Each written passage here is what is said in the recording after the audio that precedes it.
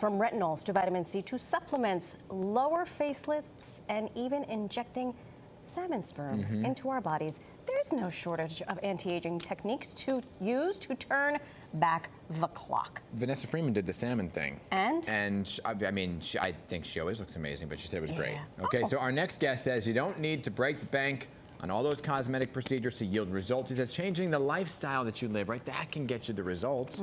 Joining us now, a Doctor is In segment is cosmetic dermatologist Dr. Ariel Ostad. Great to have you here. Good morning. Thank you so much for having me. Anti-aging is something we all talk about, okay? Right? And we need this, we need this, we need this, you need nothing, all right? But it's interesting because you're saying it's actually about the lifestyle. Yeah. But what does that mean? Like what you drink, what you eat?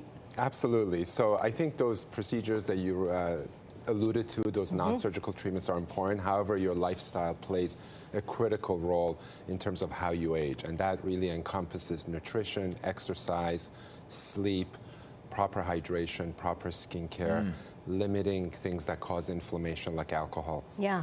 It's so funny because I remember my sister is 10 years older than I am, and she looks amazing. And she always said, stop frowning. She would always say, stop frowning, stop frowning. Like, and I noticed when I was walking, I was doing this. Why?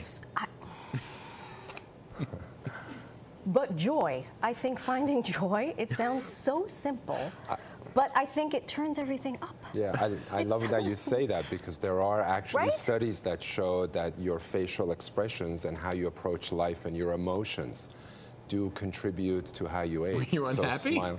Yes, because I knew I had to sit next to you for 57 minutes. No, but I think when we talk about lifestyle, like, I mean, we pretty much know good diet, good exercise, get sleep. But I think laughter, finding joy, finding things that bring us happiness can also make us look youthful. Especially gratitude, your attitude is so critical. But give us the example of some of the things that you can, food and drink that will help with the aging process. Yeah. Sure. So in terms of nutrition, by far the most important thing is limiting your sugar intake. Limiting your ultra-processed food intake. You know, studies have shown repeatedly that sugar actually does what's called glycation of your collagen. So by doing that, your collagen basically its structure is changed and your body produces inflammation which breaks down collagen gets less as you get older? Yes. Yeah, past age 35 you lose 1% of collagen a year. Great. I'm on a lot. And we're not just talking the usual suspects like candy or cookies, things that break down into sugar, right? Yeah, anything that's unfortunately in a box that's really, doesn't, let's say, cause molding, it's ultimately a processed food. And that has really a lot of what we call high fructose corn syrup, and that sort of, you're increasing your insulin production, and that can really lead to inflammation. When was the last time you had sugar? Well, it's really hard. I'm actually on a kick to really limit my sugar intake. It's actually helped me so much. So I really am honestly super careful about limiting sugar. He is actually 129 years old. He just looks I look pretty good for that age. Here's two big ones, right? Two big ones, the stress and sleep. Let's start with stress. Yeah. Because, God, it's like, I had a kid and all of a sudden I feel like my hair, everyone's like, oh my gosh, your hair is really coming in nice with the grays. And I'm like, well, thanks. Thank you so much. But it happened like that. So stress management, key. Yeah, you allude to a very, very important point. So stress really causes what we call increased cortisol production. Cortisol directly leads to inflammation, and inflammation with regards to skin can lead to acne, rosacea, eczema, collagen breakdown. It goes back to what Marisol was saying about being happy. So it's about really our attitude. So it's about with stress, you want to really make sure you exercise, maybe introduce meditation, and it's about how you approach life in general. Can you reverse that? Because I'm thinking back to when the boys were Olivia's age, which is now almost 20 years ago, and I didn't sleep and I had stress. Can you reverse it? So you bring up a good point. I don't know if you can actually bring back collagen, but you can really dramatically reduce that aging process. Okay. So I would say to you, you can't reverse it, but you do find people who, let's say, go on proper nutrition, lose weight, and change their mindset, and basically exercise, and they just look brighter. Yeah. There's more, increased, circulation to your skin. So to some level, I think your skin will certainly look healthier. Yeah. But you won't reverse it entirely. Okay. That's fair. That is very fair. trade-off. Let me ask you about beauty sleep, because nothing is a higher compliment than when someone comes up to me and says, "Wow, you look tired." So how much sleep do you need? Okay, well, studies repeatedly show you need at least 7 hours of sleep. You're out. I'm out.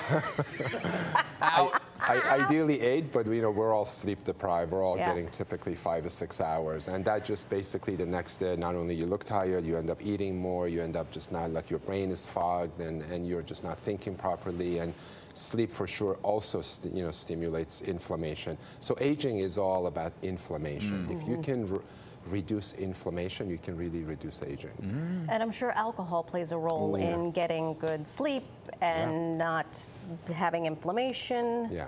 Just give it to us straight. Can we have that one glass of wine? All right, well, alcohol is sugar. Alcohol is sort of pro-inflammatory. Alcohol can be joy. I mean, it can be in moderation.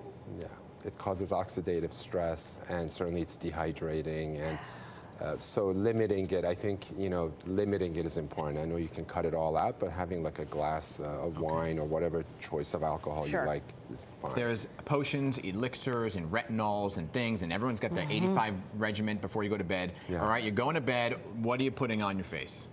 So I think the important thing is that there's some basic scientific studies that show that there's certain ingredients that are critical, like retinoids, like you talked about retinol. So that's really important. Moisturizing is critical. So products that contain niacinamide, for example, are really important.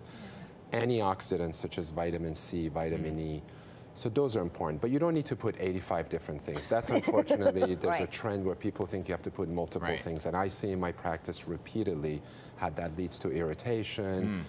So the key is to ideally use medical grade skincare. Unfortunately, that is not typically found over the counter. Right. We got to go to you. Yeah, so I'm happy, I'm proud to have formulated my own skincare line that can actually has the right ingredients so that you can maximize the results. Do you have an eye cream in that skincare line? Because I'm on the market for one. Yeah, we have a retinol cream, we have a regular moisturizing cream, and it's not irritating. A lot of products either don't do much.